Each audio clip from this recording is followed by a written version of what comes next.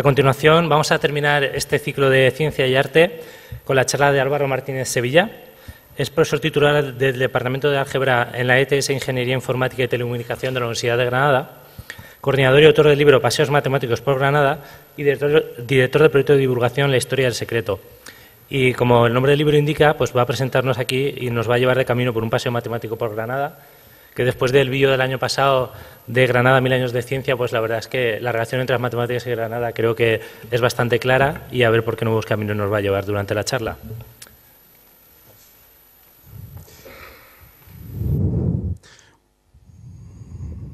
Bueno, buenas tardes a todos y a todas. En primer lugar, agradecer a la organización de Desgranando Ciencia que me permite la oportunidad de comentaros algo más en esta serie que han hablado estos tres compañeros anteriores sobre arte, ¿no? En particular, pues yo quería centrarme más entre arte y matemática, ¿no? Quería darle un poco el relato de una cita entre dos disciplinas que no se conocen tradicionalmente, pero no tanto así, por eso digo asimétrica, ¿no? Bueno, hay toda una historia de encuentros y quería primero rastrearos un poquito esta historia de encuentros por dónde empieza, por dónde comienza, ¿no? Conocéis casi todos la famosa proporción áurea, que se refleja en la frase, pues lo pequeño es a lo grande, como lo grande es al todo, ¿no? Es decir, lo tenemos reflejado aquí en este segmento, sería el cociente entre esta parte, entre este segmento grande y este pequeño, es igual al cociente entre toda la parte grande y el segmento que bordea el cuadrado, y es igualmente con la superficie. El cociente entre este cuadrado y este rectángulo pequeño es igual al cociente entre todo el rectángulo grande y el cuadrado. Bueno, ese cociente se llama phi, fue descubierta por Fidia, un arquitecto griego, y equivale numéricamente a 1,618, etcétera, etcétera, etcétera. 1 más raíz cuadrada de 5 partido por 2. Y ha presidido mucho de los encuentros entre el arte y las matemáticas, ¿no? Desde antiguo, por ejemplo, desde las artes clásicas en arquitectura, pues tenemos que el Partenón de Atenas, que construye Fidia, se configura compositivamente a partir de la proporción áurea. Aquí tenéis un rectángulo áureo y a su vez este rectángulo áureo aquí lo tenéis dividido en otro y este en otro, y veis como partes, como el friso, se ajustan exactamente a algunos rectángulos áureos, la cornisa, la propia modulación del edificio entero, ¿no? Esta proporción clásica se retoma naturalmente luego en muchos edificios posteriores, ¿no? Aquí, por ejemplo, Estados Unidos, que tradicionalmente no tiene una cultura artística propia, no tiene una cultura arquitectónica, trata de hacerse como país tomando, digamos, como cultura artística la cultura clásica, y por eso la mayoría de los edificios en Norteamérica son edificios inspirados en la clasicidad grecolatina, ¿no?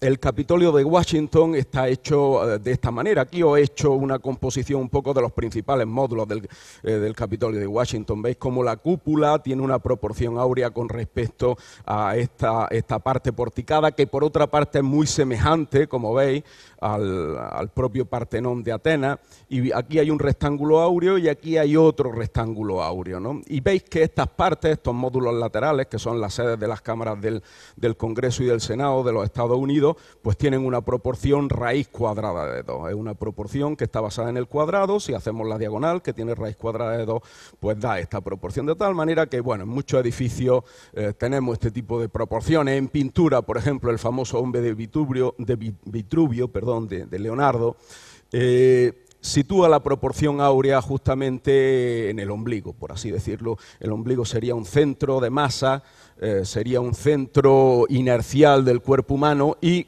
configura pues una proporción áurea entre la distancia de la cabeza al ombligo y del ombligo a la base de los pies, ¿no?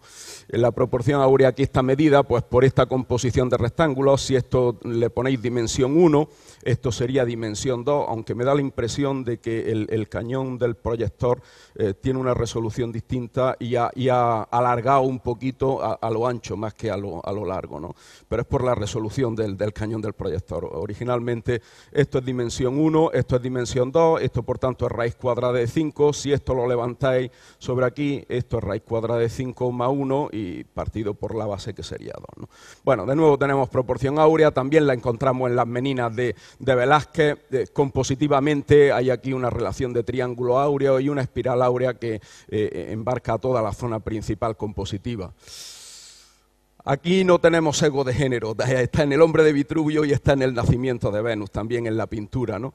El nacimiento de Venus, de nuevo, sitúa a la Venus que no nace, emerge de una concha marina, pues la sitúa con proporción áurea entre la cabeza y el ombligo. De nuevo, aquí está dibujada la proporción áurea y si veis que la composición del cuadro de Botticelli, un pintor pues clásico del Renacimiento italiano, sitúa estas espirales áureas que marcan la composición entre los ángeles que soplan el nacimiento de Venus de la Concha y esta Pléyade que recoge con una túnica pues, a la propia Venus, ¿no? Todo eso está enmarcado por proporciones áureas. Hay medidas compositivas recurrentes, la propia Mona Lisa, ¿no?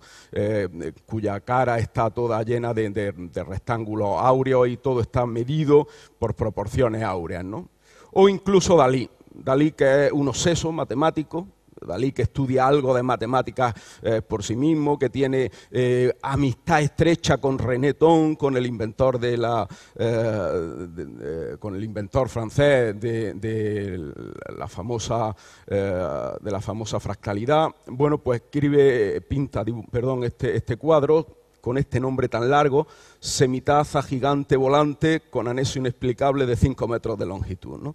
Y el cuadro, veis, no es que se pueda ajustar más o menos a una regla compositiva áurea, es que está hecha para enfatizar una regla compositiva de rectángulo áureo. Es que si os dais cuenta, este cubo que hay aquí marca exactamente este cuadrado sobre el que se hace este rectángulo áureo y la taza que está justamente aquí detrás marca también este otro rectángulo áureo de aquí. De tal manera que este anexo inexplicable de 5 metros de longitud, que nos da la medida del cuadro, pues no es ni más ni menos que, por así decirlo, la cola de la espiral y marca exactamente la medida de la cola de la espiral para que todo esto a su vez tenga una proporción áurea y esta espiral marca la zona entre luz y sombra del cuadro. Es decir, este cuadro es realmente un homenaje a la proporción áurea. Hay que pensarlo así, como un cuadro homenaje a la proporción áurea.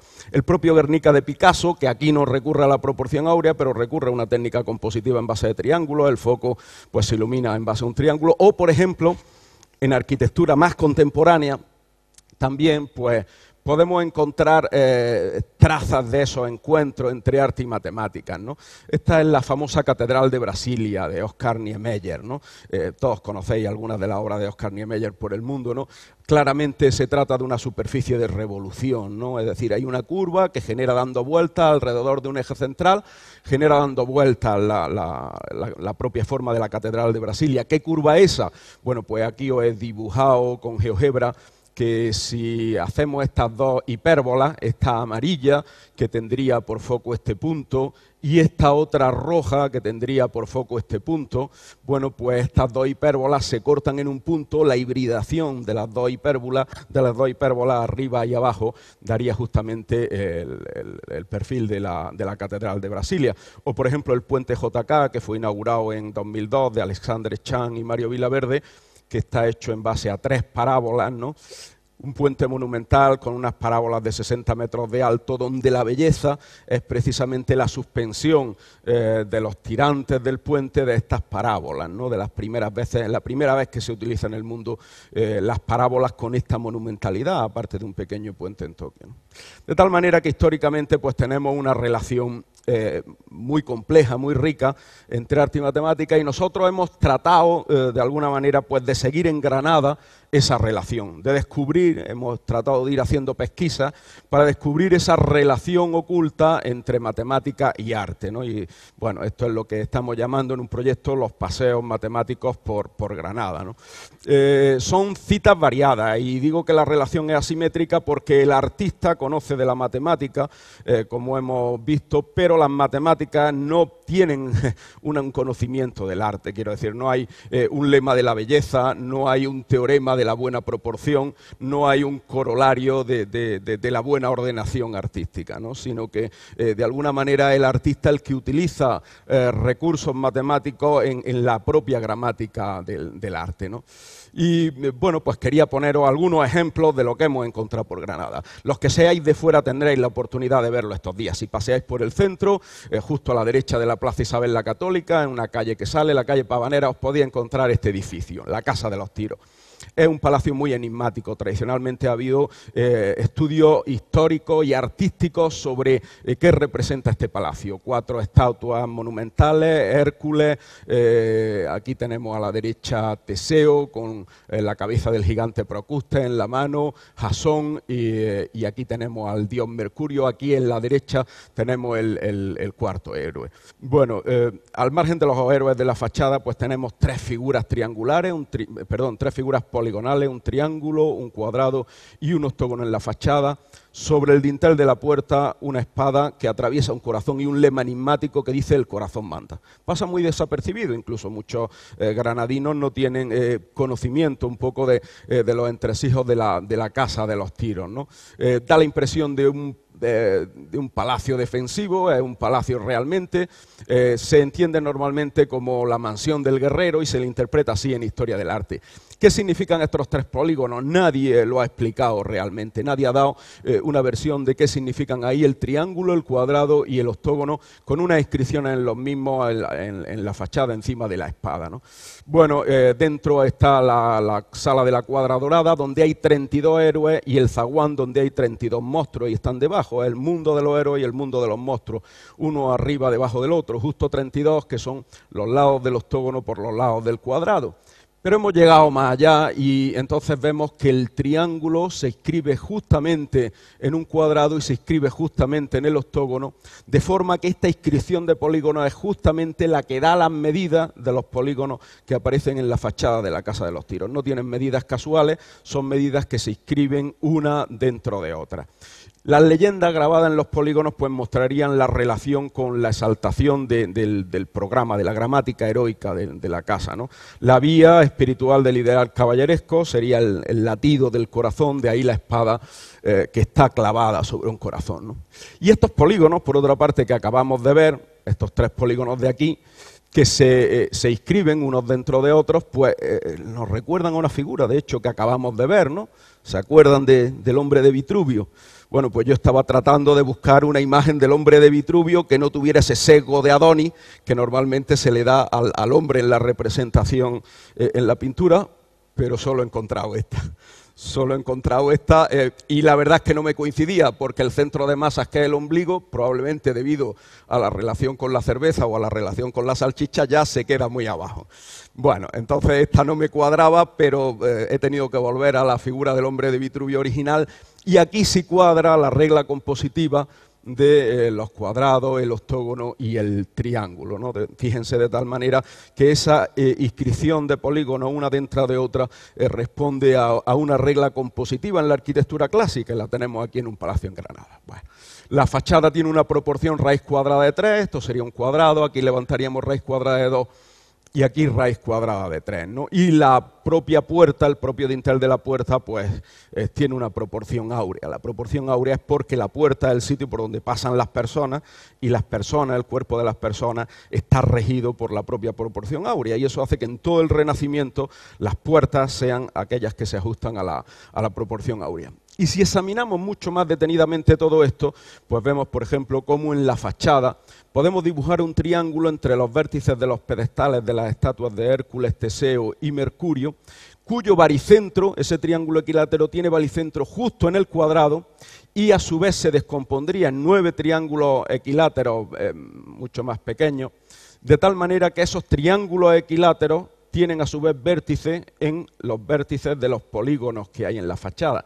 Y cada lado de estos triángulos equiláteros más pequeños sería una especie de unidad, es justamente la medida de la luz de la puerta. Es decir, hay una fachada compuesta febrilmente, compuesta minuciosamente, compuesta digamos, con una medida muy detallada, que es lo que le da belleza y es lo que de alguna manera resulta sobrecogedora.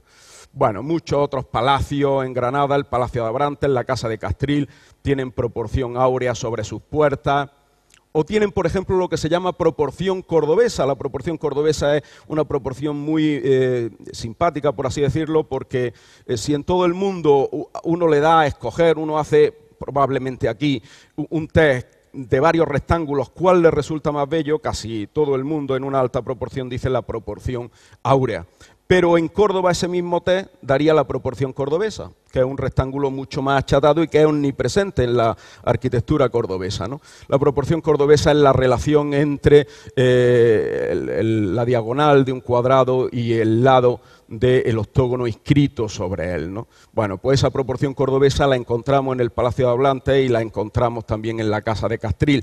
Cómo llegaron hasta ahí es algo difícil de imaginar, pero probablemente la tradición artística, en este caso musulmana, que imperaba en Córdoba, contaminó una arquitectura con una gramática tan distinta como la arquitectura del Renacimiento granadino, ¿no?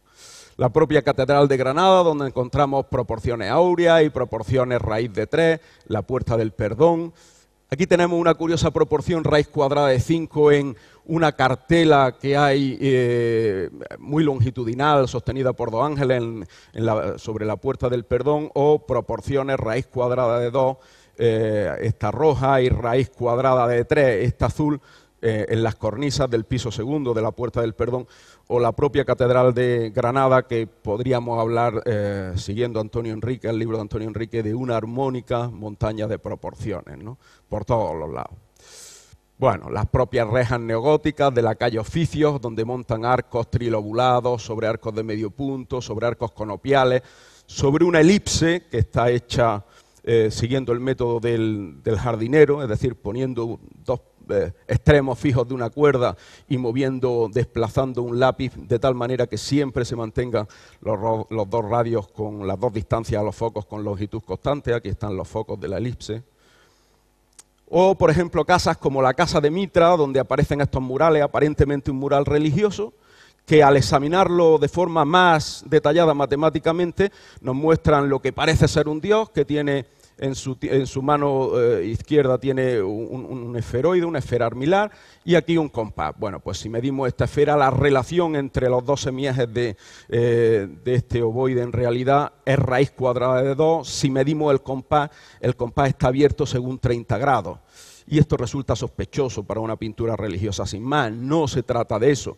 Hay una cartela que dice Deo invicto sole mitrae, al dios Sol invicto Mitra, una pintura de culto al dios Mitra, a la religión mitraica, y está asociada a que los dueños, el propietario de la casa, era defensor de la masonería, miembro de una de las logias granadinas, y tuvieron especial predilección por el esoterismo. 30 en el compás pues representa el número de grados de conocimiento, el número de grados que dependen de las logias del Supremo, ¿no?